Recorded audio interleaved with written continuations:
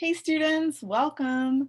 I am so excited to have Suraj Kandukuri here today to talk about his podcast, Brown People We Know, as well as impart some wisdom on the world of podcasting. So Suraj, just for some background, in this module, we will be learning about podcasts, about pitching podcasts, about coming up with a good story, the technical aspects of podcasting, and I always think that we learn the most from voices in the field. So thank you for being the voice in the field for us today. Yeah, I'm happy to be here, Madhavi. Always happy to chat podcasting. So thanks for bringing me in. So I think we're going to just start with how you came up with the idea for this podcast. Sure. So my journey within podcasting really started as a listener.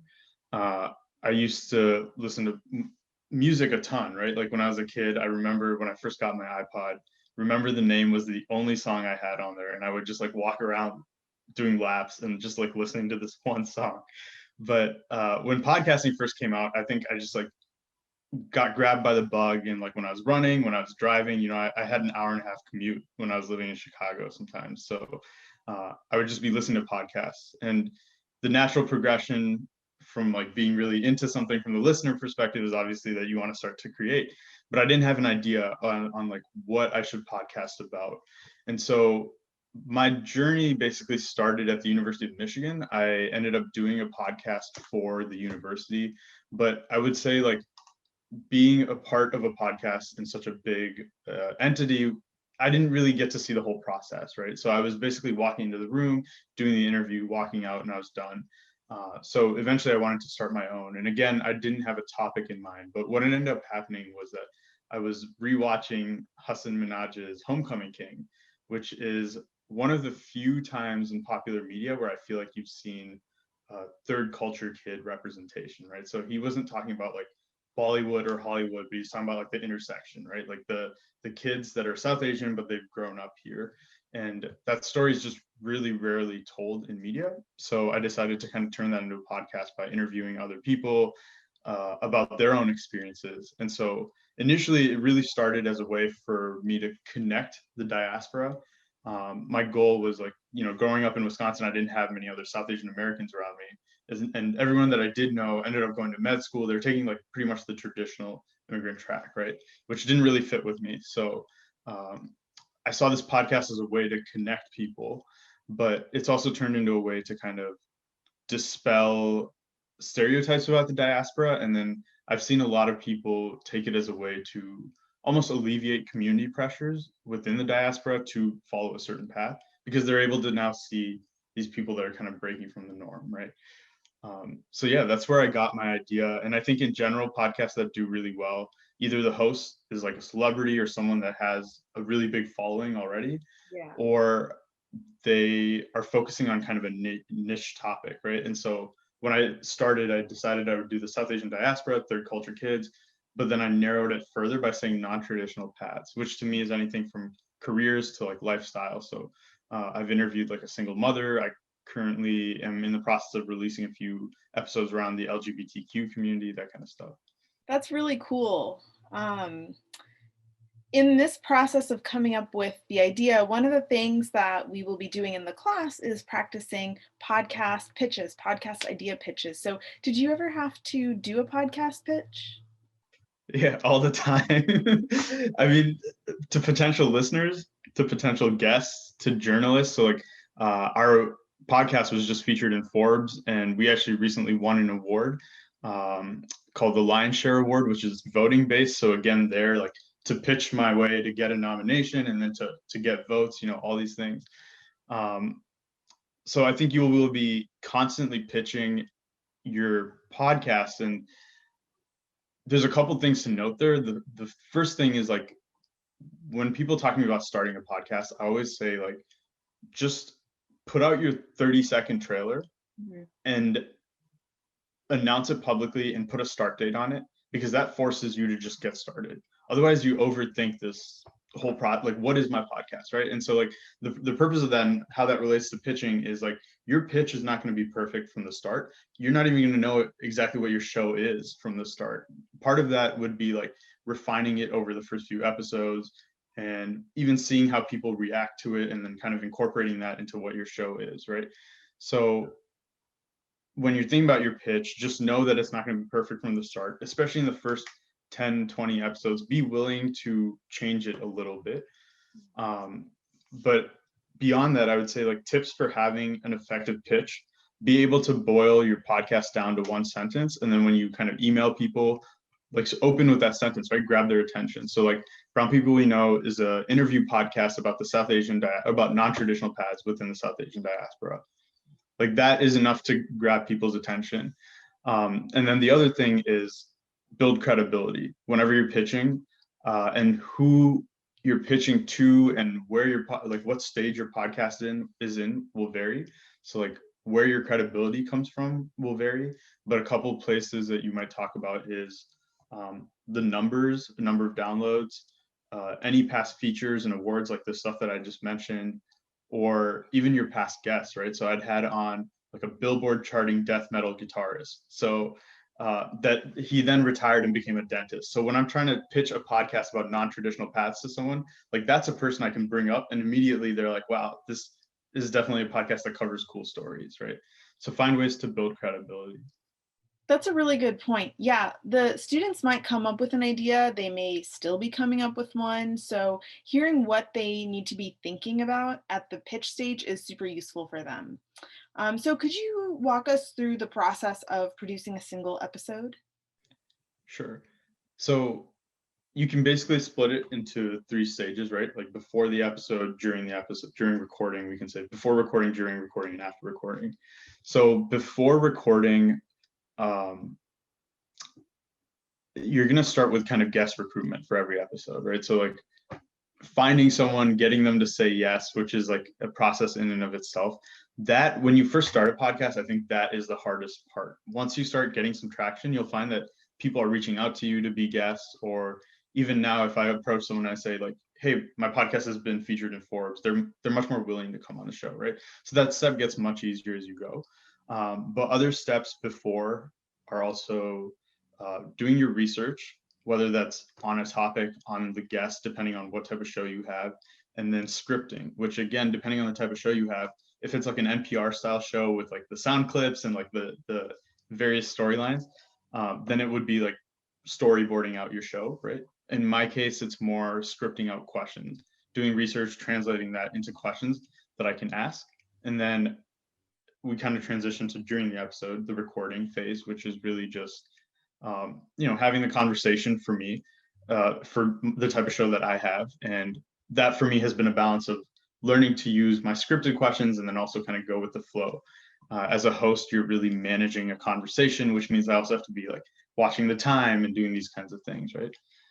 And then after recording is actually the biggest part. And I think this is the thing that everyone kind of underestimates with podcasting, is the amount of time and effort that goes into editing and then marketing your show. And we can talk more about marketing when we hit distribution, but editing, I think, is like the bottleneck. It's like where most people end up they'll release 3 episodes and their podcast kind of falls off the face of the earth because people underestimate kind of the burden of editing. But yeah, so those would be kind of the stages. And then of course you have the overhead for the podcast, which is those things like thinking about the strategy and the positioning, thinking about how to market your show, and like all of those other various aspects. And I guess another big thing with podcasting is knowing the tools, having the technical prowess to know, okay, for sound, I need to focus on this. For editing, I need to focus on this software. So, do you have any tips regarding the technical aspects of podcasting? And also, I think this is a great place to tie in the whole remote podcasting situation because obviously people don't have the means during COVID to go to studios and make podcasts. So, how does remote podcasting work? I guess in the beginning, the first question everyone has is like, what sort of equipment do I need, right? Do I need a Shure? I think it's like MB37 mic. The fact that I don't know the number tells you that I clearly don't have that one. It's like that one's about $400. It's like the industry standard. And if you're gonna do in person and have a studio set up and all that, yeah, sure. But like again, your podcast, I think people overestimate the number of listeners that they're going to have for their first episode, right? And maybe you will, like, a lot of times people have the most listeners for their first one, and then it goes down for the next few episodes because the first one is just their friends and family listening in, right? And so I wouldn't count that. So with your mic setup, I would say like Blue Yeti is kind of the lower end one. I have a AT 2020 plus, but there's another, I think it's the Audio Technica 2100. Like that's a good mic, or the Samsung Q2U. Those are like good starter mics, right?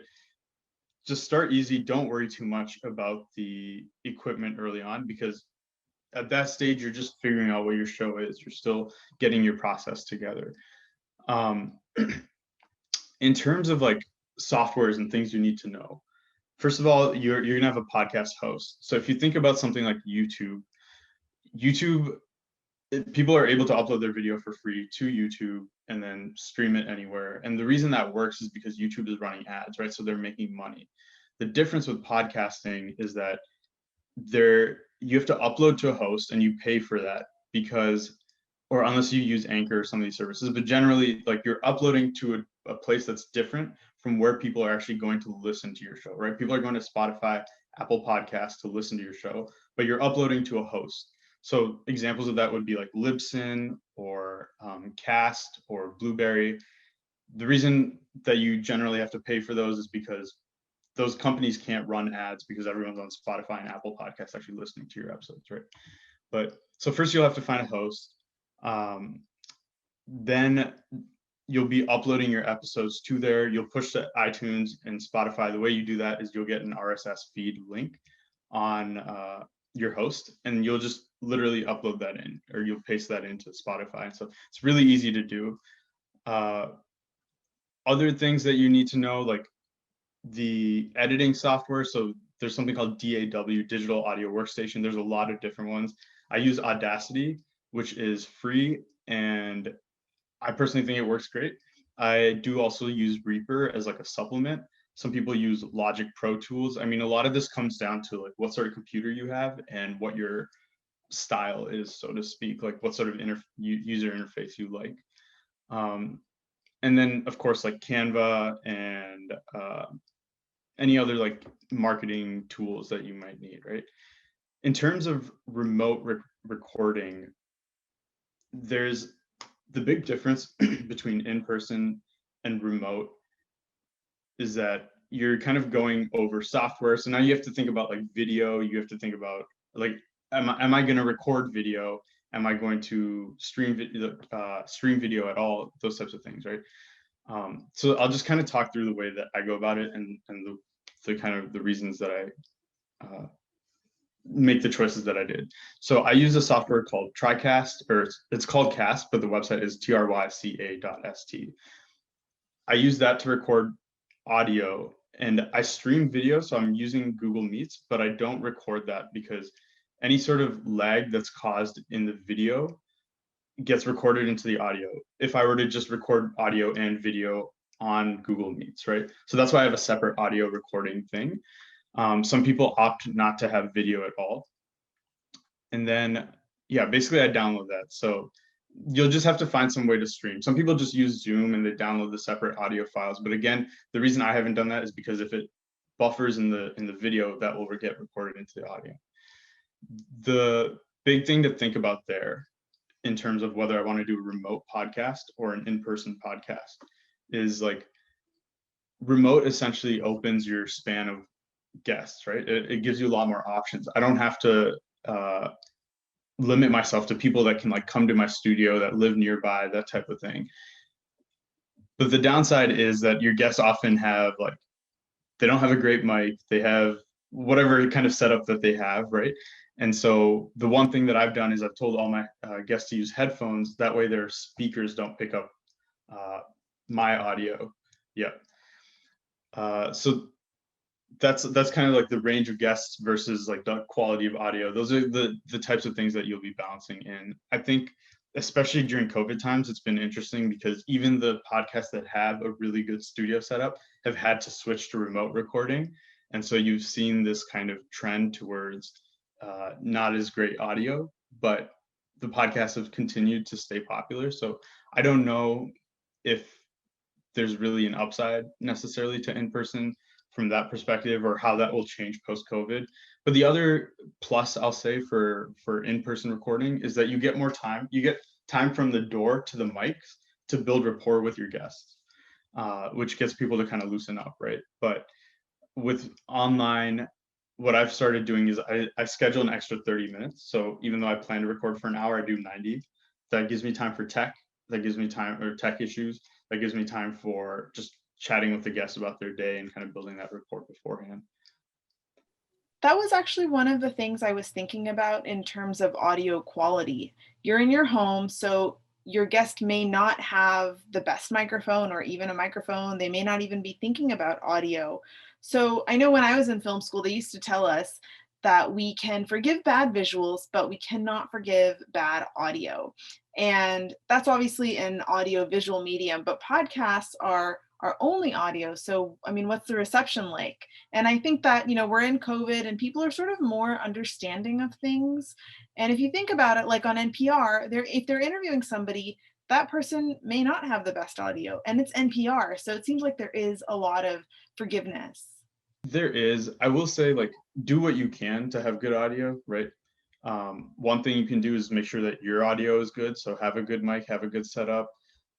If your guest has like a fan or something going in the background that you hear, just pause and ask them to let them know, right? Like it's just, it might feel awkward the first few times. Like I had a guest where her husband was like cooking in the background, and it was like kind of awkward to say like, could you shift? But you just kind of have to. Um, yeah, so this is like, and this, when I was saying like the struggle for a lot of people is editing, this is another part of it, right? Like I had a guest who had a high pitched whistle in the background of his audio, but I didn't catch it until I was listening back, and so then I had to learn how to EQ that out, and it's just it's a struggle. It's one of those things where I think with any creative pursuit you have to um, be forgiving. Like I think any creative, because you put so much effort into something, you become very invested in this like perfection, right? Like, yeah, you want it to be like absolutely perfect, and so you just have to know the limits of like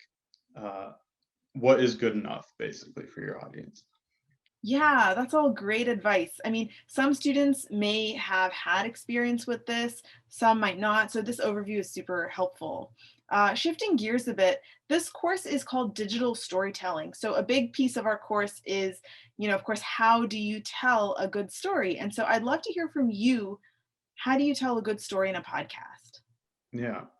So for me, I guess we can look at it in terms of like the types of questions that I ask and then how I go about editing, right? In terms of questions, I think there's two types of interview shows. The first are kind of like the Daily Show, or like the late night shows, where the guest comes in and the host will ask them really broad questions, like what is your book about? You have a new book coming out. What is your book about? That type of thing, right?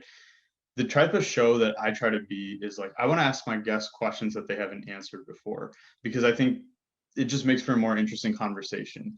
And with an hour, I have the time to do that. A lot of those shows, they're 15-minute shows. So I try to kind of think about what the guests, I almost assume what their answer is, or I do enough deep research to where I can ask the next level question. So I might ask, you've been a journalist in your career up until this point. How has it been different shifting mediums from writing journalism articles to writing a book, right? Or you had this one incident happen when you were a kid. Why did you choose to include or not include that in this book, right? That type of stuff. Um, and so I think my job as a host in terms of storytelling is to draw out those stories, so to speak. And so that's a big part of it. A lot of people ask the question, like, should I send my guests the questions ahead of time or not?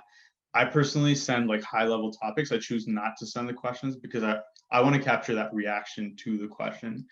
Um, the other thing is kind of in the editing process, right? So this goes back to what type of show are you?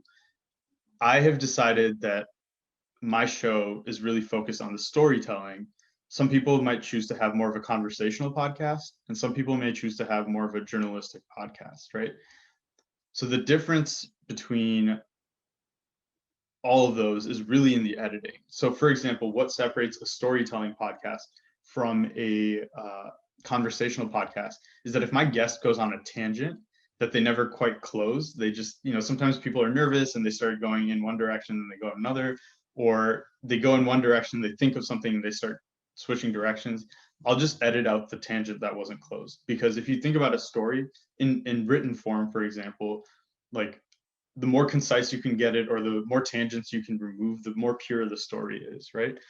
And then the way that my show is different from like a journalism or journalistic podcast is that I tell my guests up front, you have final cut. So like I've had on politicians and like people like that. And honestly, I can't even recall right now a time when someone has taken me up on this. I think most people, once they've said something, they feel comfortable with it, right? But I always tell them, like, if you do say something that you're not comfortable putting out there, like, I can cut it out. And the reason that I do that, and this is actually something I got from Tim Ferriss, who many people know is like a really big podcaster, is that he said, I can always cut interesting things out, but I can't add interesting things from my guests, right? So I want them to be as vulnerable, as open as possible. And so telling them that they have final cut is often enough to get them to loosen up, even though they're not going to take you up on it.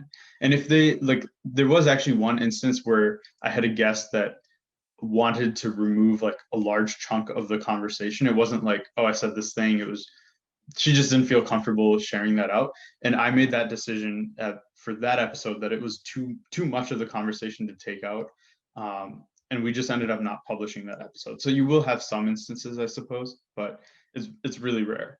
And she wasn't a politician or anything like that. The general topic had to do with interracial marriage, and I think she was more concerned about like flack from within the community or something like that. So yeah. So at this point, you've got your story, you've made your podcast, and now you've got a final product. So how do you go about the distribution? Yeah. So we touched on this in terms of like going from host to Spotify and Apple Podcasts, right? It's literally just copying over that link. It's not difficult at all. But I will say podcasts are really, really like a unique medium compared to any other digital media, in my opinion. And the reason for that is if you look at YouTube, if I'm watching a video, there's a bunch of recommendations in the sidebar. People might discover my podcast just based off the recommendations, right? Or if I'm on Spotify, like, and I click a song, I search for a song and I click on it.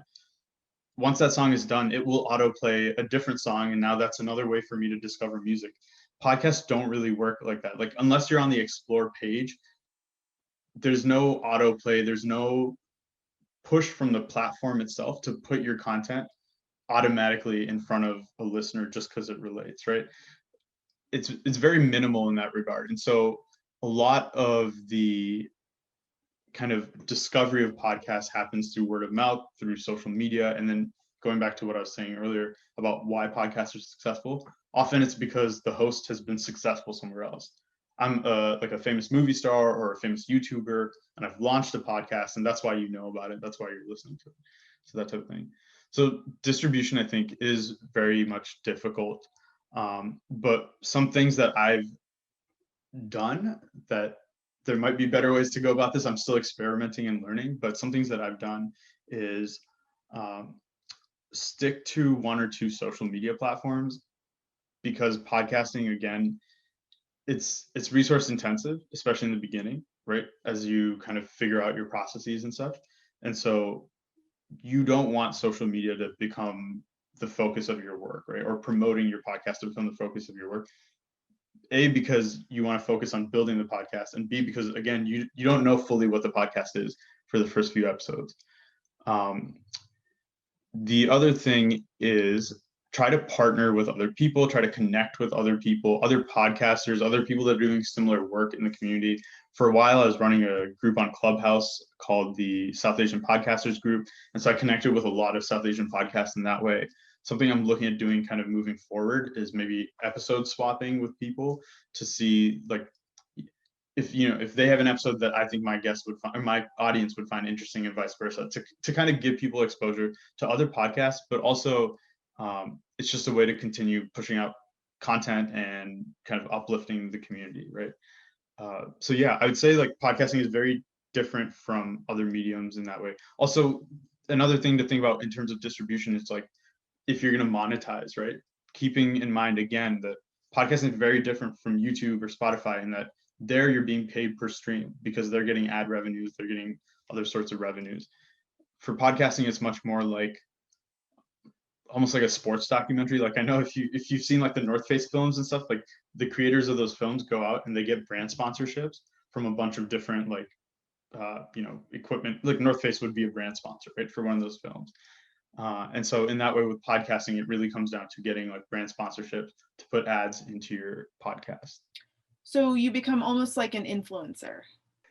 If you decide to go that route, I mean, this is the really interesting thing is like if you look at, for example, Armchair Expert is a podcast that I love. And if you look at their social media, it's pretty minimal because people knew about it through Dax Shepard. Like enough people, he already had that volume, the initial volume that he needed through his celebrity. And then let's say he had 10,000 people. And if you have only 10% of people telling other people about it, like he had a big enough initial volume where people started to tell people about it and then it spiraled out, right?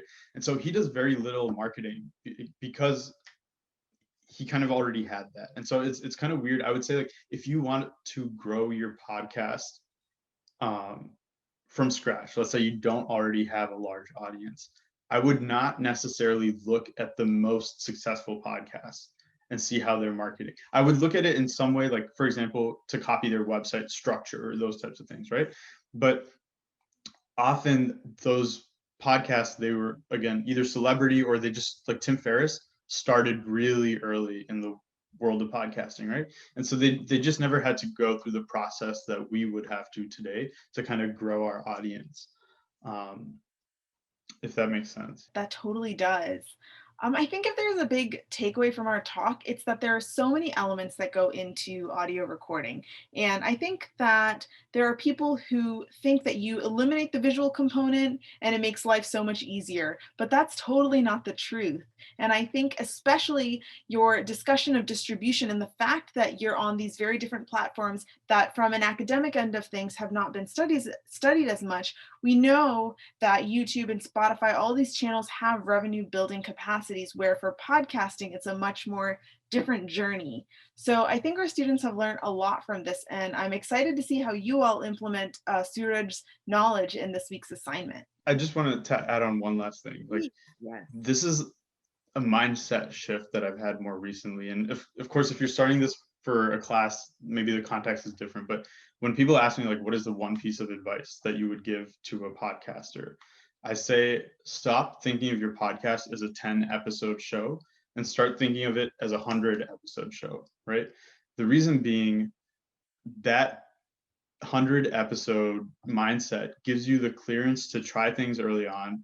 It gives you the ability to rebound when you've had one bad episode. Because if it's one bad episode out of 10, it's like soul crushing, right? But if it's one out of 100, you move on right away.